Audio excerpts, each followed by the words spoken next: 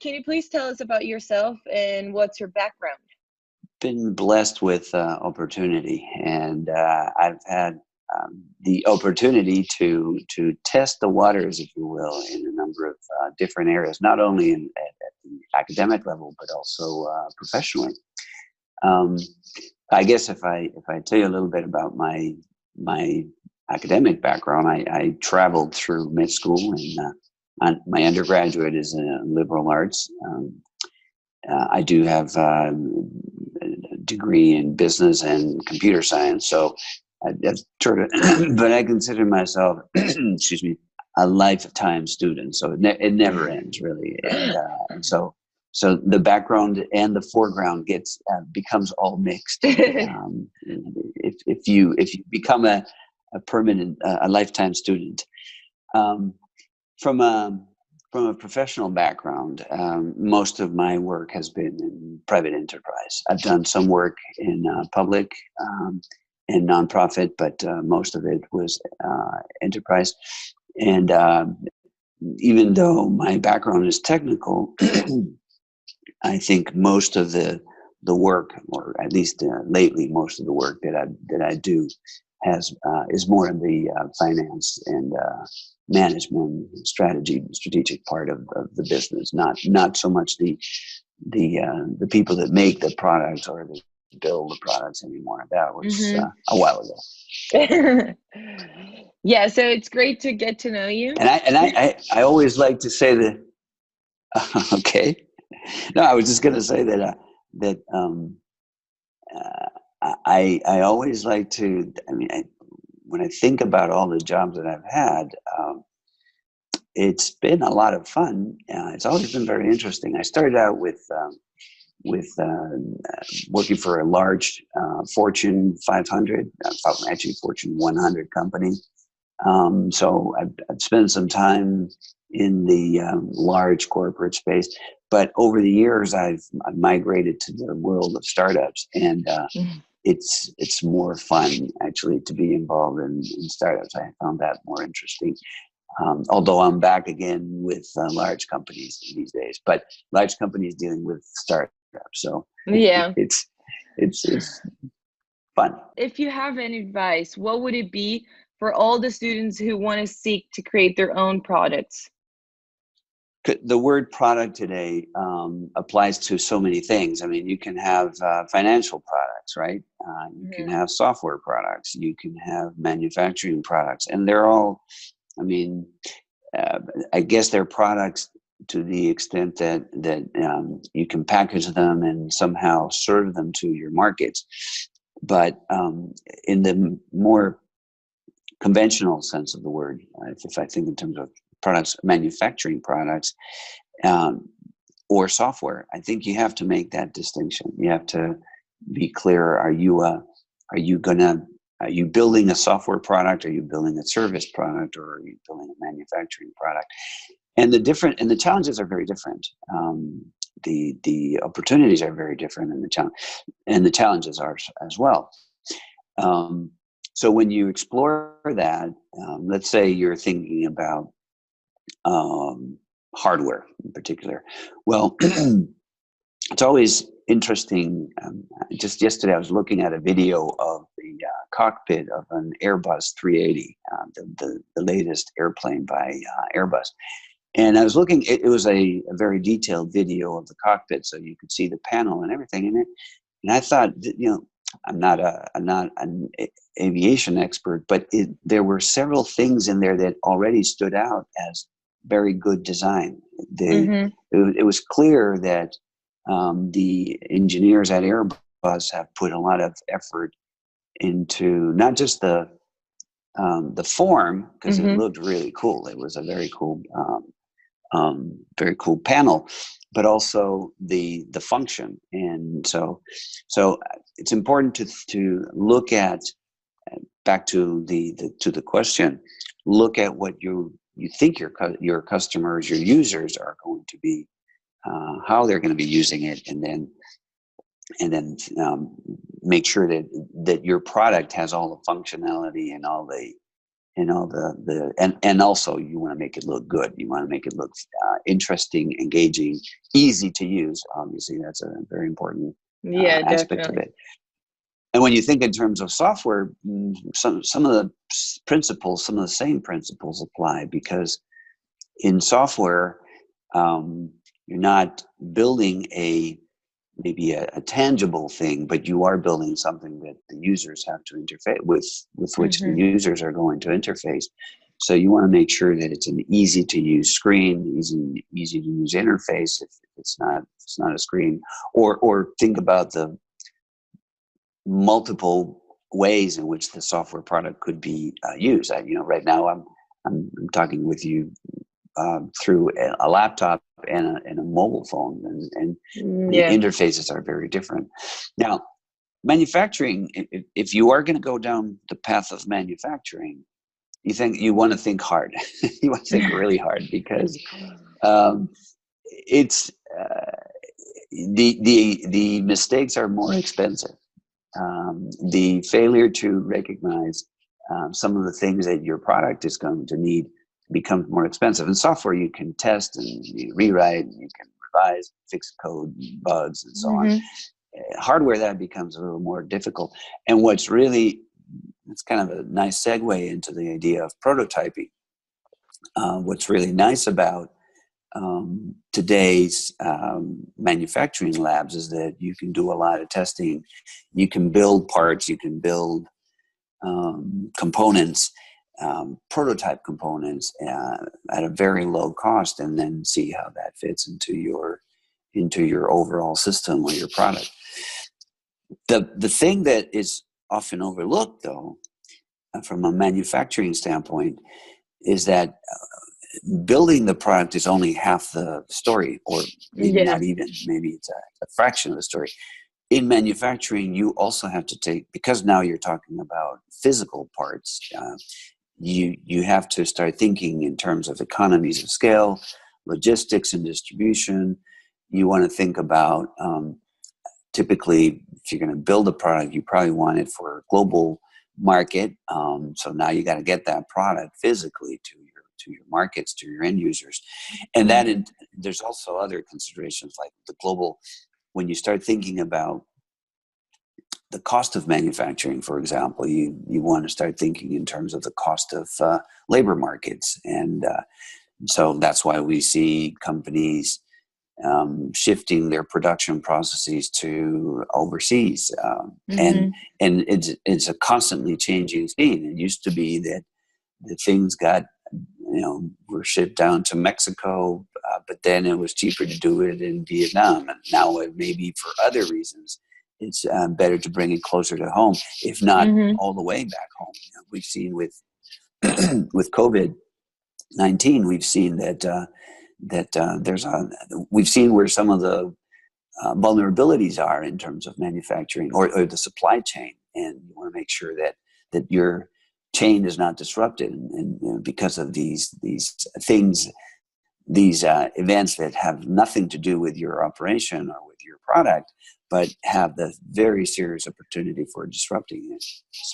Yeah, for sure. So think, I guess, at the same time,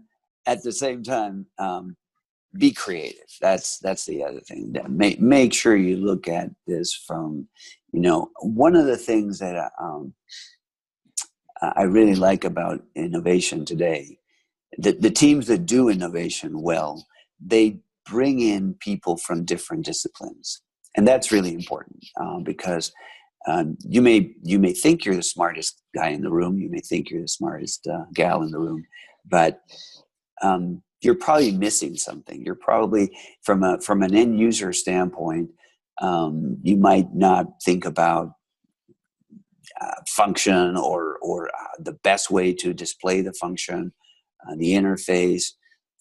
So make sure you bring in everybody, all the talents that you can into the room, and come up with a design that is complete, in terms of function, in terms of form, in terms of manufacturability. So you can still be the smartest person in the room, but make sure you Yeah. you surround yourself with even smarter ones, Yeah. if possible. Have you designed any product in the past? If so, what was it and how did you come up with the idea? I have, I have. Oh, that's really nice. In fact, I think back more into the kind of product that you'd be thinking about. I was a lucky member. I was lucky in that I was one of the members of a very small team that about 15 years ago built what today, if you looked at it today, you would say, "Oh, that's Alexa." And we built that 15 years ago, Wow. it was ahead of its time. It was actually smarter than Alexa. It could do things that even today Alexa cannot do. Um, and but there's an interesting story behind it because um, functionally it was great. Aesthetically, it was a prototype, so it wasn't. I'll send you a picture. You'll see that. While you will recognize all of the components of an Alexa device, it's not as slick as Alexa. That was a very good. It's a very nice, slick, finished product. But there were things that ours could do. We call it Socrates, and Socrates could do things that Alexa today still doesn't do very well. What is more interesting about the story is that we never got to market, and that's why I was saying before um, that manufacturing products is hard. We spent a lot of money. Fortunately, most of it wasn't ours. We had investors behind it, but we built the product, and then we ran out of money. And when we went looking for more, investors could not understand what this thing could be used for, and they all thought it was crazy that you would put something like this on your kitchen countertop, and which is exactly where I have my Alexa today. Yeah. It's on my kitchen countertop. But they couldn't put it together, or we could not explain it very well, or a combination of both. And so the net is Socrates never saw the light of day, and Alexa is ubiquitous. It's everywhere. It underscores the importance of how timing is part of it too. And so we talked earlier about function, form, manufacturability, labor markets, all that. Well, timing is part of it as well, and understanding your market, understanding that if whether your market is ready for your product is part of the equation as well. So yeah, that was. Then I had more recently, and this was a lot of fun too. I was part of the team that designed the public bicycle systems that you see in London and Oh, in that's very New nice. York. So yeah, actually, but that was now the bicycle obviously had been invented a long time ago, so we take no credit for that.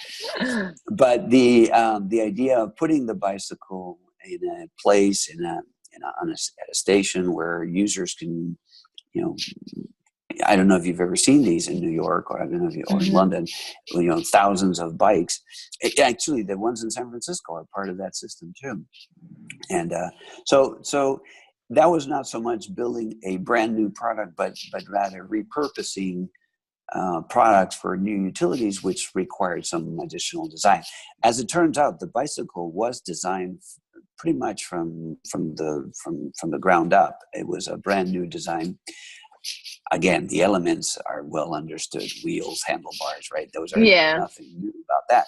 But it was designed for the purpose of street use by multiple users. So there, the consideration was that you had to make it very easy for users to use, not the, but also but not just the bike, but the process of unlocking the bike from the system, returning the bike, and so on. And then you had to make it very easy for the maintenance people, for the Yeah, operations people to be able to do all that. So there was some product design, considerable product definitely. design around that. Yeah, I have a question regarding Socrates. So, what was the idea behind it? What were you guys thinking when you came up with the idea of this product? Well, I can, we labored hard on that, so I could answer that, even though it was a while ago. Um, the idea was to create a home appliance that would respond to voice commands, Mm-hmm. um, and would provide you information, useful information in real time. Now, I say that as a sentence, and there's a lot packed in that. As a home appliance, obviously, it had to be something durable. It was a consumer good, Mm-hmm. and so it had to withstand all of the consumer good requirements, especially if you put them in the kitchen, which is what we said. Kitchen, family room, that's where we saw it. We saw it in the office too, but we thought it was going to be a really cool device for the household. The part about information, it was not as mature as Alexa is today, simply Mm-hmm. because the internet had not exploded to the level that where we have it today. You can get things today. So, for example, there was no in our design anyway. There was a vision, but there was no component for video. And Mm, today, these home appliances often have a small display, because we know today that the information can be visual, mm-hmm. can be auditory, but visual is part of it. One thing that we knew that it was that it had to have voice recognition, and that was in fact one of the hardest parts at the time. We actually had to build all the codecs and the software to do voice recognition, because it was also speaker independent, which is Mm-hmm. something that Alexa can do today, with to a certain degree, can do quite well. But the idea was that whether it's mom or dad or one of the kids using Alexa, it had to recognize the voice, because then if it was, let's just say it was me, well, hello Xavier, good morning, and would you like me to read your emails to you? And so it would read back my emails. Of course, in those days, we didn't have 100 emails in our inbox, then maybe like 20 or 15. And so it made sense. Today, we probably wouldn't want Alexa to read our emails, because about 90% of it is junk anyway. Yeah. But so no, it was a pretty it was a quite an advanced idea. And so things like what's the weather today, or what day of the week is it, or what time is it, or the timers, set a timer for 5 minutes. All of that functionality was packed in Socrates. And we even knew that to start it, we had to have a unique word that would not get so we wouldn't wake up the system by mistake or by accident or unintentionally. And so we thought about, well, how Socrates was dispensing information and data, so that hence the philosopher in his name, but also how often do you get to use the word Socrates in the course of a normal conversation, right? Yeah. So the chances were very small that you would actually accidentally invoke the device. Yes. So we had we spent a lot of time thinking through the process, and like I said, that we just ran out of money. We could not bring it. We built about 8 prototypes, which we actually distributed to our investors. So we actually built them. We actually, I'll Yeah, show you a picture. I still have an old picture of that. definitely. We built some prototypes, but we couldn't get it to manufacturing, because that was, as I said, they couldn't understand why anybody would ever want to have something like that in their kitchen. And now we have Alexa. And now you have Yeah. Alexa, and you have Google, and you have Yeah. everything now. Okay, so I don't want to take too much of your time. Let's go to the last question. what are your comments on state-of-the-art manufacturing lab at UOP? So I think it's a great idea. I think it's a great idea to both at the school, at the level of the school and the program, but also in a broader sense. I think we, especially here in North America and the United States, we have, I don't want to say forgotten, but we've put manufacturing and the skill of manufacturing, we've been too happy to ship it offshore and let somebody else do it. And so, not surprisingly, this is something that we used to be able to do very well. In fact, if you can go back to the days of Ford and the first production line. So we definitely, there was a time when we knew how to build cars, and we knew how to build appliances, and we knew how to build Saturn V rockets that would bring you to the moon. Yeah. We've lost some of that, and I think it's important to. I still think it's a great idea to operate on a global scale and to take advantage of the opportunities that come with global economies. At the same time, you don't want to become so distant from the skill that you become vulnerable on one hand. Also, there are some very real opportunities, new opportunities that come out of manufacturing, especially now that we are beyond the mass production, the concepts of mass production, where we understand that users sometimes need things that are personalized. It's important to be able to experiment with that and see how you can manufacture goods now in a way that are both for large-scale production runs, but also for personalized or more custom-specific purposes. In that context, then, developing the skill early on in an academic environment, or even in an academic and enterprise partnership environment, I think becomes essential, because you want to be able to do a lot of prototyping. You want to be able to do a lot of testing. Like I said, as we talked about earlier, making mistakes in hardware is expensive. So you want to make sure that you get to test all of that.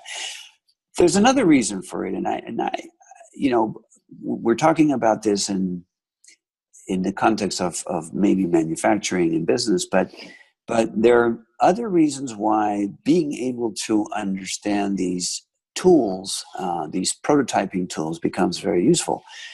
We're going to be spending more time in space, and maybe Mars. You need to be able to understand these tools. You need to be able to work with these 3D printers and other tools and tweak them, because when you're out there, you cannot fall back on a supply chain. You have to MacGyver it yourself. So there you go. See, So yeah, I think it's a great idea. I think it will spawn a lot of intellectual curiosity. It will trigger some curiosity, intellectual curiosity, but it will also trigger opportunities for testing and for exploring ways of doing things. And actually, COVID-19 reminds us again that having these tools is very useful, can have some unintended or unforeseen benefits. I think we've all watched TV in the news. We've watched these universities that are now printing out face masks and face shields, rather, and maybe other things that become part of the tool set or the arsenal for fighting this pandemic. So the pandemic. So I think it's a great idea to create a space and an environment that will stimulate curiosity and interest in manufacturing skills.